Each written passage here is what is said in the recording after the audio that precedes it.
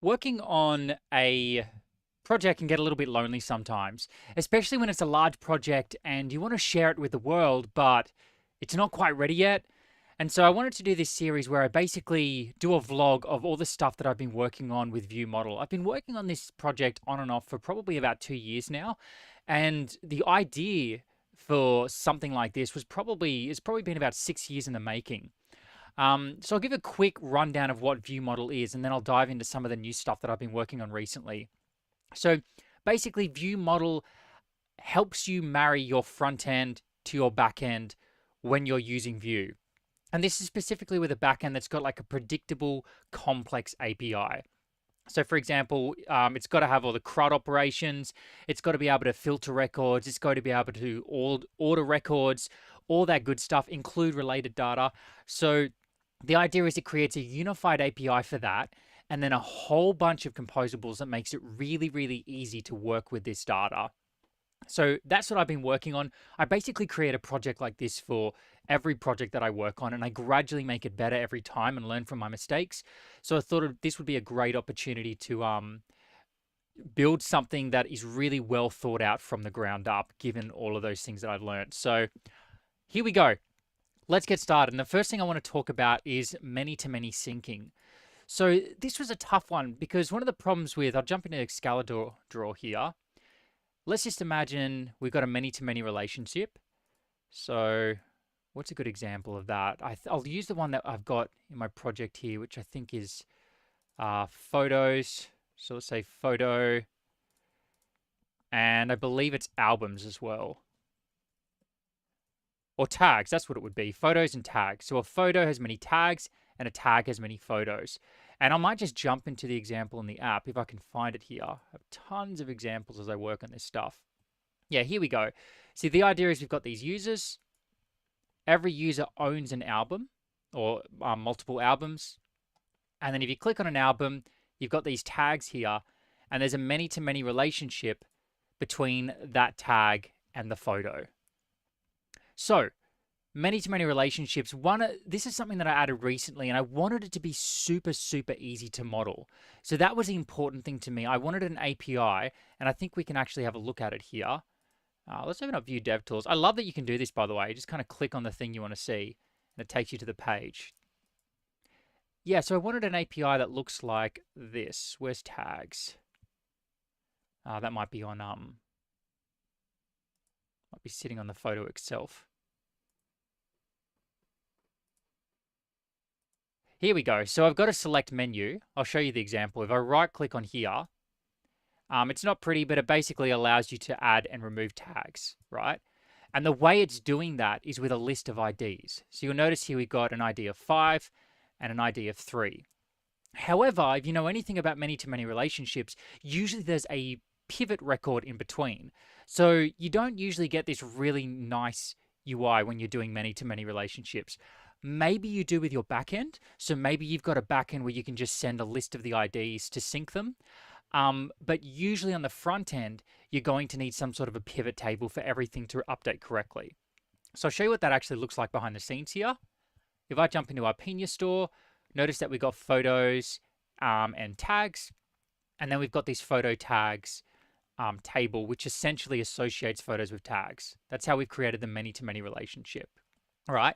So usually what you would have to do is you would have to create this pivot record in order to attach and detach tags from a photo and vice versa. However, that is a really, really annoying thing to do, and it's difficult to manage that on the front end. So what VueModel does is it makes it so that you can just model a list of your tags.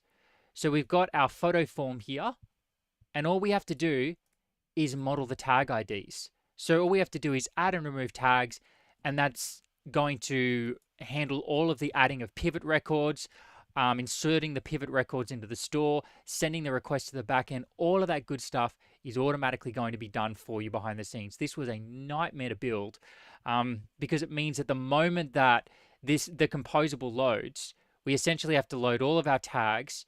We have to create a custom form for all of our, in this case, our photo needs to have a custom form with tag IDs. rather than pivot records so that it's really easy to model, kind of like what we've got here where we can just model the tag IDs directly. But yeah, that's all working now, and it's super, super awesome. Yeah, so that's the first thing I wanted to talk about. We've got many-to-many relationships syncing. I'm really proud of that. It's, to be able to create UIs like this where you can just remove things and add things in, it's usually not easy. It's usually a bit of a nightmare to build. And now you're literally just modeling the thing, and then it automatically, if I scroll up here, we just grab that photo with all of its tags in order to display the chips. So the code is really, really clean, and um, that's the whole challenge with VueModel. I'm constantly building and rebuilding apps on top of it, and the moment that I come across something that looks gross, then I spend hours or days or even weeks working on it. And this one literally probably took about a week for me to figure out how to make the UI really, really nice whilst getting all the features that we need. Okay, so that's the first one, many-to-many relationships. Believe it or not, HasMany relationships are even more difficult than many-to-many relationships. And we have an example of that here. So we've got the users, and a user has many albums. So the way I basically wanted to test this is we've got an album which has got the user ID here. You know what? I need to take a step back to first give an overview of how VueModel works. So the way VueModel works is when you're using the bulk updater. So which is the most useful composable in VueModel, by the way, the bulk updater, which basically automatically creates forms for all of your models. So let's just say we're getting all of the photos from the back end. So the first step would be fetch photos. Then what it does is it inserts those photos into the store. Insert into store. So we come over here and we jump into our Pina store. You'll notice that it's got all the photos in there. That's the first thing it does. When you reload the page, it gets them from the back end and then inserts them into the store. Now, once they're inserted into the store, it actually goes one step further and then creates forms for all of those photos. You can choose to create them straight away, or you can choose to create them manually, because creating forms can be a little bit expensive. Probably doesn't matter for most apps, but if you need a lot of them, then it can be expensive. And basically, that's the pattern here. We fetch the photos, we insert them into the store, and then we create forms for those photos. So here's the problem that I ran into. Whenever you just come back here, I might show it in the UI. I'm just trying to think of the best way to show this. It's good for myself as well, so I can easily explain it in the future. Whenever you change the ID here of this HasMany relationship, or from this perspective, it's a belongs to relationship, okay? So we got Leanne, we got all of her albums, and here we can change who the album belongs to. So it's easy to then update that in the store, but once it's updated in the store, right, which is this step here, we also need to update it in all of the forms as well. Otherwise, those changes won't be reflected. Okay, so the user ID changes from Leanne to Irvin. That means this should no longer be visible because this album no longer belongs to Leanne, it belongs to Irvin. However, in order to display all of these albums, what we're actually displaying is a form, which is kind of like a copy of the album that we can start working with. And then when it updates, it gets inserted into the store. All right, so this is really useful because it means we can have a version of our app that we're working on.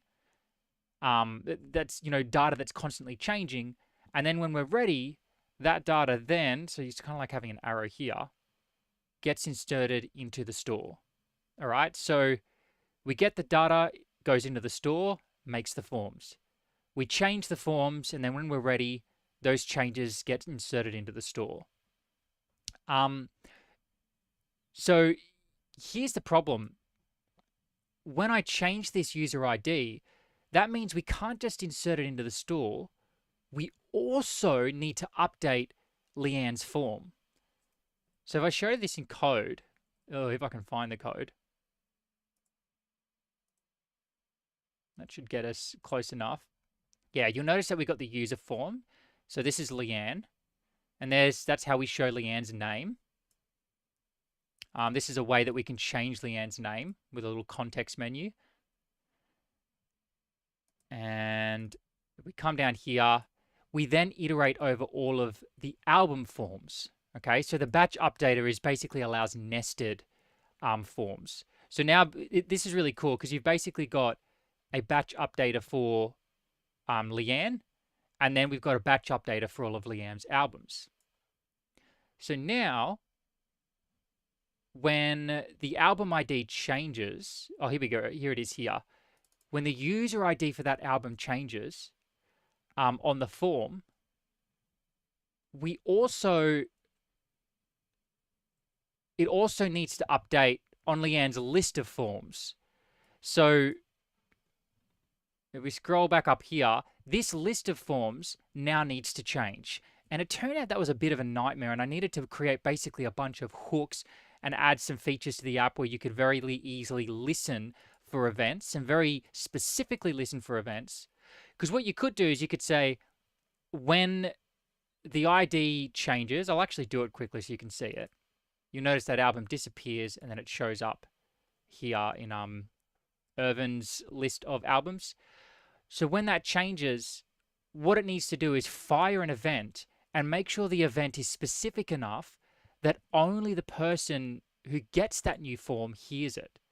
And the person who needs that form deleted hears that event. So basically, when we change this to Leanne, it says, hey, Irvin Howell, you need to remove that form. And Leanne, you now need to add that form. So this was super complicated. But now that that's done, it's easy for other people to start using this feature now. And this is one of those things where if you were building it yourself, you either would have just not bothered and done something else because it's just too much of a nightmare to handle state in this way. Or you would have ended up spending ages trying to figure out how to get everything to be reactive the way you want it to be reactive. So there we go. That's done now. Super easy. And now HasMany relationships work nicely. So we got this. I need to change this from lorem ipsum to something more readable.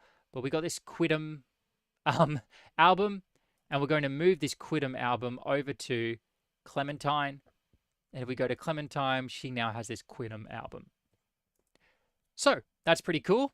Many-to-many syncing, HasMany relationships.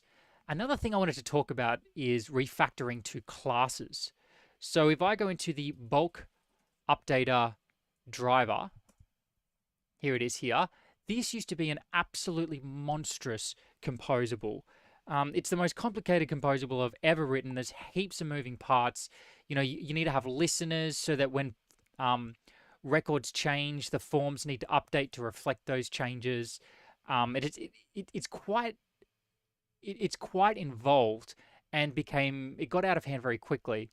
And so what I would do is I'd do things like this, where you'd have like const form maker is equal to use form maker, and I'd have a composable for that.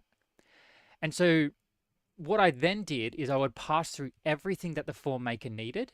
So let's just say we had something like const forms keyed is equal to whatever. That would be like a ref of the forms keyed. That would then get passed through. And then what happened was I ended up with this monster list of things that were passed through to the form maker. And that meant that I ended up with lots of repeated code because then I had to accept all of those arguments. And then when I accepted those arguments, I had to do the typing all over again. And so one thing that I later did was to add a context.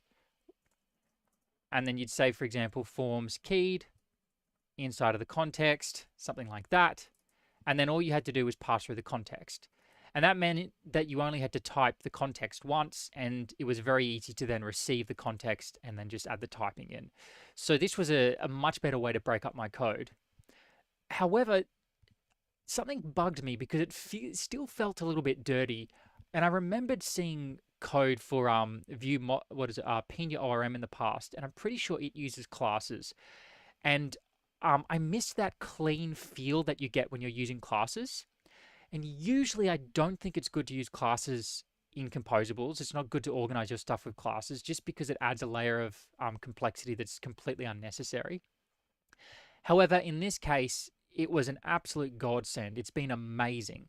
So the one thing that was kind of persnickety is that I had to do this whole bound thing on all of the functions so that the context of those functions is correct. You'll probably know about this if you've ever used classes in the past. But aside from that, using classes has been absolutely wonderful in composables. So I'm not returning a class. Keep that in mind. We're not returning a class here. We're using a class and then exposing everything inside of the return. So now if I jump into this, you can kind of see that this is our class. You can very easily upfront define all of your variables. Using exclamation mark, we can basically say, hey, don't worry, this is definitely going to be defined TypeScript. So I don't have to sort of define it upfront like this, right? Because I know that it's going to be defined in the constructor. So that's just really clean. And I like that in classes, there's just a way of doing things. Whereas in composables, it's a little bit of a wild, wild west, which I also like, but sometimes it's nice to know that there's a way. And so if we jump into the constructor here, this might give you an idea now of how much this composable is doing. So it looks like a lot, and yes, it kind of is a lot, but it also gives me the opportunity to do a lot of smart things like caching, and we're doing some stuff here to make sure that the composable runs as quickly as possible. And just basic stuff like this, set entity, basic stuff like that, setting up all of our callbacks. I've got composables for all of the callbacks, so you can easily add to your callbacks. Little things like that make it really, really nice to use. So I think I'm going to start using this all throughout the project because just to give you an idea, if we go to use indexer driver, this just gives you an idea of the size of the composables that I'm working with. It's sort of ridiculous, and this isn't even the full size. I'm pretty sure there's even, oh no, that might be all the files. But obviously I got a few helper files and stuff like that to try and make it simpler. But I found that it's just a little bit easier to extract. It's hard to figure out what's easier, to be honest, putting it all in one file or extracting it into smaller composables. It sounds like extracting it into small composables would be easier, but when there's a lot of moving pieces, I'm not actually convinced it is. So I ended up just going back to using one big file, which kind of, I don't know, broke my heart a little bit. And so I can't wait to sort of break this down again and try it using classes, because I think that will be a little bit cleaner. Okay, so that's that. Next thing I want to talk about is additive options. This is something that I haven't built yet, but something that I'd really like to build moving forward. And let's go back to a scalar draw so I can kind of explain the problem. Or maybe this is better explained in the VueModel table. Yeah, so when you've got a table of things like this, by the way, this is really cool. Let me just quickly show you how this works. If we change something, so I can like change that value there, change that one there. It hasn't actually updated yet. This has just updated the form, but it doesn't update it in the store. And you'll notice that it shows up yellow, so we can see all of the changes that have occurred. So that's pretty cool. And now this is using a bulk updater. So now when I go down the bottom here and click on persist changes, all of those changes are no longer yellow and they all persist at the same time in one request. So if you've got a backend that supports bulk updating, this is specifically designed and optimized to use those kinds of backends. And now if you refresh the page, all of those updates have been persisted. So that's really cool. And this was me kind of testing the many-to-many relationships, testing the HasMany relationships and all that jazz. And you can turn auto update on. And that means as we update things, it updates as we go. So that's pretty cool. But anyway, I wanted to talk about additive options. So imagine this. You've got a table and it's got pagination. And it shows, it's 15 records per page, let's say. Can I make that a bit bigger? I'm sure that I can. This is the first time I've been using a scalar draw, so just kind of experimenting. Oh, let's just go to 100 there. I get that problem with Miro as well, where you got to try and manage your zoom level. Everyone starts zooming more and more out, and somebody needs to sort of pull it back. So if it's 15 records per page, let's imagine now that we are creating a new record. So we create a record. I'll go one step further here and actually say um, total of, let's just say 50 records. Now, if we add a new record, then it's kind of difficult to know what should now be shown. And here's what I've decided on. If I add a new record, then that new record, not added to page. Let's call it page, right? So you got 15 records in your page. When you add a new one, let's just say you've got a table. Because the number of records is greater than 15, I personally think that that new record you added should not be added into the table. So it should still just show the 15 records. This gets complicated if you're ordering things by created at, for example, because if you want to see your latest records, then that new record technically should then show up at the top of the list. But if that's what you want to do, it's probably best at that point just to refresh the table. But I'm also thinking about ways that you can manually essentially insert that record into your list of forms so that it shows up on the page. So there's that. But then what if you've got 15 records per page, but there's only a total of 10 records? And then you add a new record, then what should happen? In that case, I think the new record should be added to the page. And the reason is there's only 10 records and we're showing up to 15. So there's no reason in my eyes that it shouldn't just be tacked on to that list of records. And this means that you don't have to refresh the table whenever something new is created, and essentially saves you from having to do a backend request. So this is one of those things I've been thinking about. How do you manage these situations? Because if you decide to just refresh the table when something is created, then, well, that's easy. You just refresh the table and it just figures itself out. But I'm trying to think of ways where we can really optimize VueModel so that in these situations, and maybe I'm optimizing too early here, but yeah, it'd be cool if we could do that so that in these situations, it handles it intelligently and gives the end user a really snappy feel to the app. You know, you want to be able to create a record and have it just show up. So that's pagination. But the other thing I want to talk about is the additive approach. So if you're using something like Trello, when you create a new record, there isn't really pagination. And maybe there actually is, and they're doing some fancy pagination stuff behind the scenes. I don't really know. But if I was building something like Trello, I wouldn't expect to have more than like 50 or 100 cards. And so what I would do is basically I would want to disable pagination and do something like this. Unlimited records in the quote unquote page. You don't really have pages anymore. It's just kind of forms with all of the records. And let's just say we have, if 60 records and then a new record is added, then new records should be added to the page. So basically, I want to explore this idea of completely disabling pagination.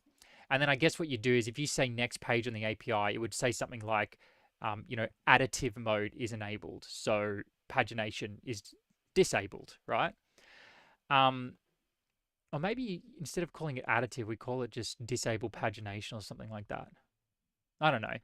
But in this case, that just means that you can have a UI where you don't have to worry about pagination. You don't expect there to be that many records. And then whenever something new is created, it just adds it onto the list. So it creates a really nice experience for the developer because they don't have to focus on the finicky pagination type stuff. They just create a new record and it's added in. So that's another thing that I'm exploring, an additive option. The last thing I wanted to show you is just something really cool. And this is with the use model composable. By the way, the use model composable is essentially like one composable to rule them all. So it's got create, read, update, delete, batch updates, all that kind of good stuff. And I wanted to show you this new feature I've got which is update or create. So let's go into our use model page, update or create. Where is it? Update, create photo card. I think it's sitting inside of there. And you'll notice that we've got update or create here. Here we go. So this is really cool. It accepts two parameters. The first one is essentially what we use to find the record. So this is a query that we use to try and find that record, and it's all fully typed. So if I say comma, control space here, maybe Volar isn't working for me right now. No, I don't think it is. I can't even hover over any of these. Let's just try reloading the window. Because I tried restarting Volar before and I don't think it worked. Anyway, I'm sure you believe me. Yeah, there we go. You'll notice that everything is fully typed here, including all of the fields. So you can go ahead and try and say if the title is equal to the current title on the form, then I want you to do an update. Otherwise, create it. And then you pass through the form with the values. So this basically means that we can very easily, with a simple line of code like that, do an update or create. So for example, let's change the title to this, right? So these two have a matching title. And for the URL, I'm just going to do, I don't know, let's say somesite.com. And then for the album, let's see if we can go no album. I don't know if that'll work actually, so that'll be a good experiment. I'm going to try and do all of the tags. Let's see if that works.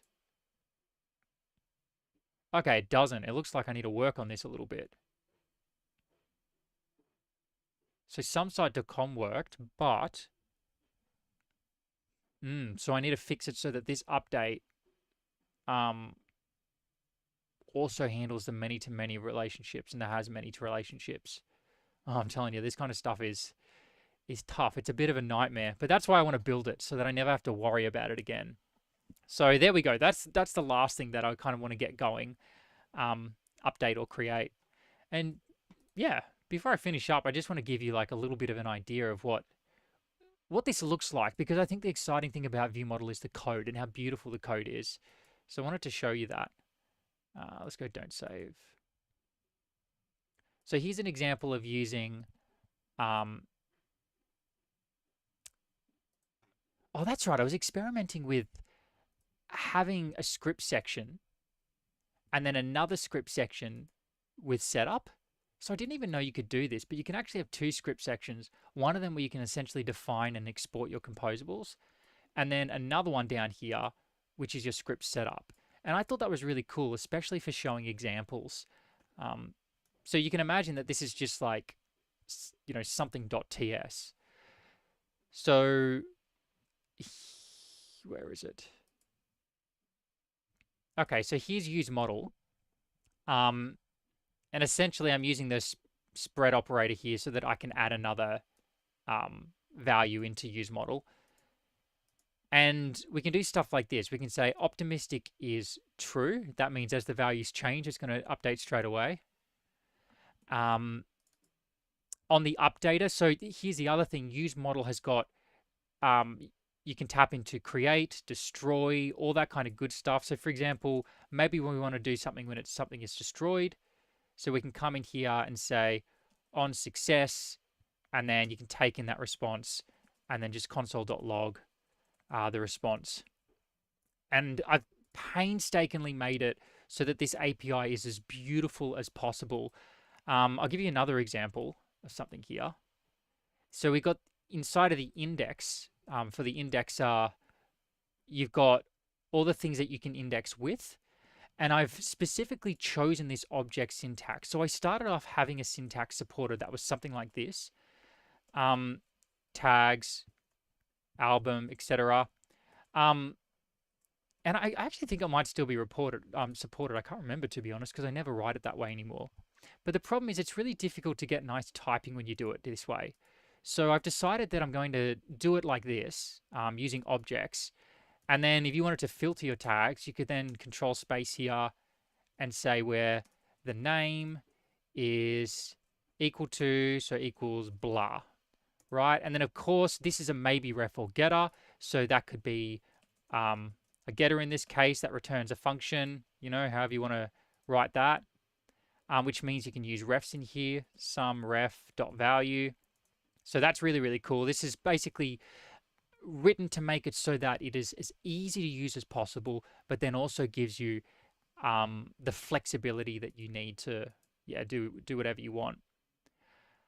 So that's VueModel, and it's got a whole bunch of other cool stuff as well. I just want to show you what's actually sitting on this store. How is it used here? Oh, okay, so I can see that I'm not actually using it on the page. Let's say const, what do we call this? Let's call this a photo store. Photo store is equal to use. Can I just do that directly like this? This is actually really, really cool. I love that you can kind of this means that you can use Pina inside of your what do you call it? Your Vue templates, because sometimes you might want to use Pina, but you can't really use Pina directly in a template because you might want to use it somewhere else. So you need to be able to do an export. Actually, maybe that would work. Maybe you could just like take this and then export it down here. All right, doesn't matter. I can look at that another time. So let's have a look at what's on here on our photo store, which is essentially just VueModel because we're using the spread operator there. So if you want to create something, you can say creator.create, and you can pass in any values you want there. But if you want to model something in the template, you can just say creator.form, and then everything is typed. So then you can say, for example, the title. Or if you've got a list of tags, then that can be a list of the IDs of the tags. So again, I've made it as simple as possible. Even though this is a many-to-many relationship, you still get that beautiful API of being able to just do something like this, right? Super, super nice. But the real magic, I think, is in the bulk updater. So I believe it's just called updater, and then you get a list of forms. And so this essentially allows you to easily display all of the forms for your photo store. Let me just show you what it looks like. This will be fun. Maybe I'll just like create some space up here. Yeah, there we go. So if we come in here, we can now say photo store.forms. Oh, sorry, .updater.forms. And by the way, if you want, you can pluck out those composables, of course. So you could say, I'm going to use the updater, I'm going to use the destroyer, and I'm going to use the creator. So we might start with that. So now we can just say updater.forms. And this is one thing that is really challenging me. I can't figure out what to call this. So forms isn't really a form. It's a list of information about the form, like metadata and stuff like that about the form, and the form itself. So let me show you what I mean. So maybe we just create like let's just do a card here, and then a form inside of there. And maybe I'll just do this like a row here. And then let's do a cold gutter of medium, and I'm probably just gonna have to wrap that one level deeper in a div. And now what we can do is say v-4, and we can pluck out the form in updater.forms. Okay, so if I put that in a pre-tag, that's now showing the forms for each of those photos. Now, here's my problem. Technically, so we're saying updater.forms, but technically it's not forms. It's actually forms with metadata, because in here, you can then very easily say, hey, show me my errors. Get me the record from the store. Show me information about all the fields. Show me the initial values before, or this is the most useful one, I think, changes. Show me all the changes to that form. I'll give you an example of this. So now you can see all the changes is essentially nothing for all of these. But if we come down here and then add a Q input, I'll make it filled because it looks better. And then we'll VueModel form dot title. Notice I can change it by adding some dots here. Oh, we got auto update on. Let me just change. Can I set it to off? Is it sitting in the table? I think it is sitting in the table. Yeah. So let's turn auto updater off.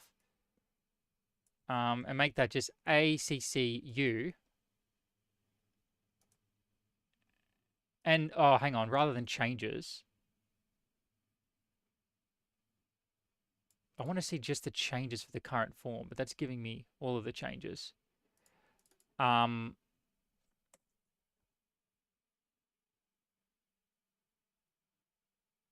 this is doing my head in. Maybe it's just changed. Okay, I'm not sure I like my own API there. Let's try this again. ACCU. Oh, now we got to make sure we're spitting out the right thing. Oh, so that just shows you whether or not it has changed. And that should only show the changes for the current form, but it's actually showing changes for every single form. That might actually be a bug. Yeah, I think that might be a bug. All right, I got to write that on my list. Hang on, give me a sec here. I'll do it so you guys can see what I'm up to. When updating, hang on, got to get my wits about me.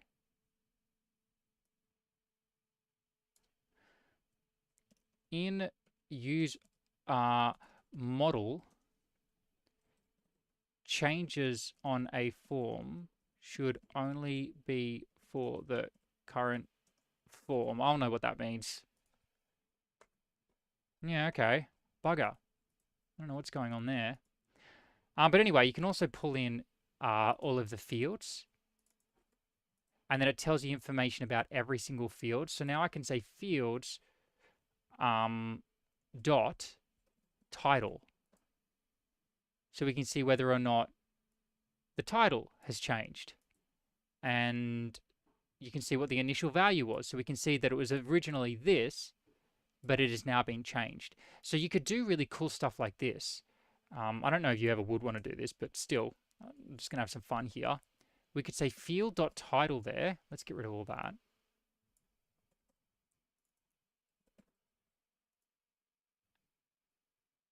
Sorry, fields.title dot initial value. So there we go. Now I can make changes here while still seeing what the initial value was at the top there, which I reckon is pretty cool. You can also see whether or not this specific field is updating. So we can say loading is equal to, and then we can pull out of here, updating. So this kind of thing is usually really not easy to do. This kind of thing is not easy to do when you're iterating over a list of forms. So this is what I'm most proud of with VueModel, being able to have a list of forms like this and iterating over every single one of these forms. Remember, the word forms there is probably not great. It should be something like forms with meta, but I found that to be too verbose. So I'm still trying to figure out what to name this because technically, you know, it's forms with meta and then the form itself is within there. Yeah, and then you could do stuff like this. So you could say, maybe we could like use the before template. Here, let's try this. You could do before like that, and then you could have an icon in there. Do we have the icons library? No, maybe not. MDI, no. Oh, hang on. Just give autocomplete a second. Oh, there we go.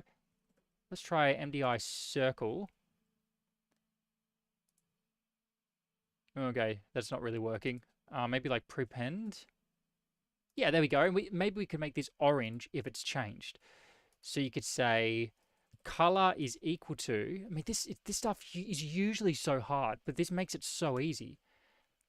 Hey, let me know whether or not this form has changed. And if it has changed, then I'm going to make it orange. Otherwise, I'm going to make it, I don't know, just gray will do.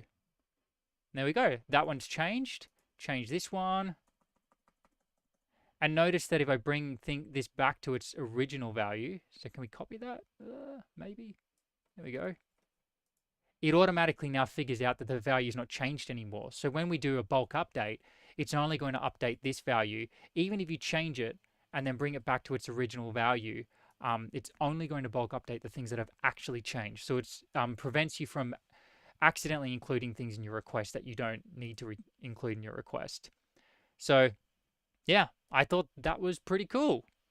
And this stuff is so easy. But here's the other thing, nested data as well. So you'll notice that we're pulling in albums.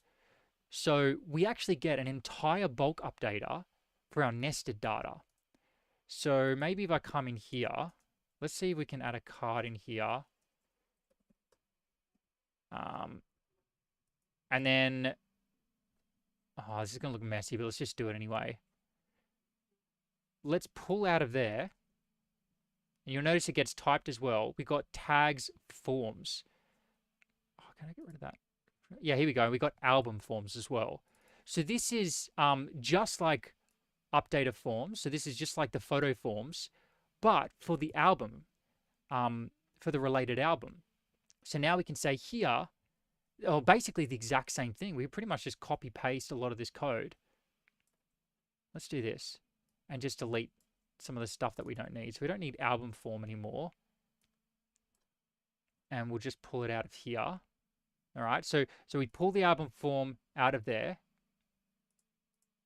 And is that going to tell me? Yeah, because it's unused. All right, so let's just pull out the form. See if that works. And there we go. We can now see all of the albums within there. And of course, you would probably want something more useful like form dot. Form does not exist. Oh, album forms plural. Oh no, but that's a one relationship. Okay, I've confused myself here. Let's pull out tag forms instead. That makes a bit more sense. We'll say here form. And so there's the forms for the tags inside of there. So if you need to fetch your photo with its tags, but then you need to edit the tags, it's going to let you do that as well. So now we can do something like this, and I really hope that it works. Let's steal some of the code here, but use it for the name of the tag. So we got whether or not it's updating. I don't know why I'm not getting my auto, what do you call it?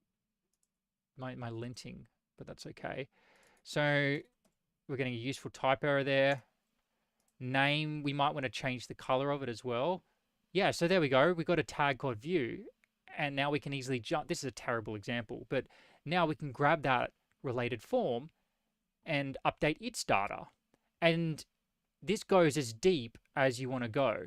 So if I also wanted to automatically create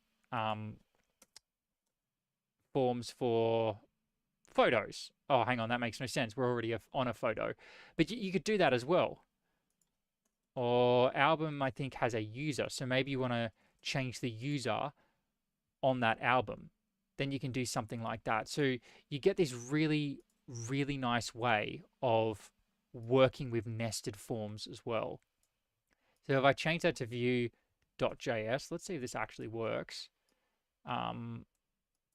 We might need to turn auto update on again. Yeah, let's turn on auto update.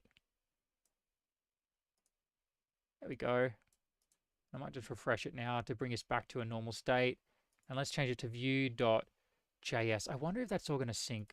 And look at that. It all syncs correctly across all of these forms, which is just wild. I mean, it's hard to express what's going on here. In the back end, it's got hooks that notice the update.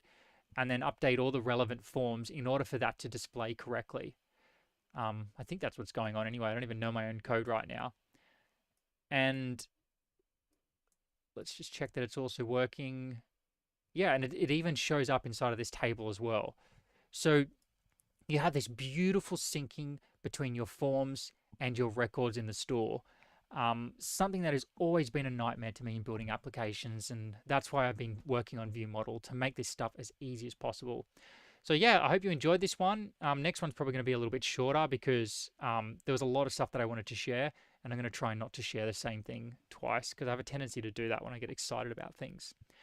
So hope you enjoyed this one, and see you in the next, what do you call it, vlog.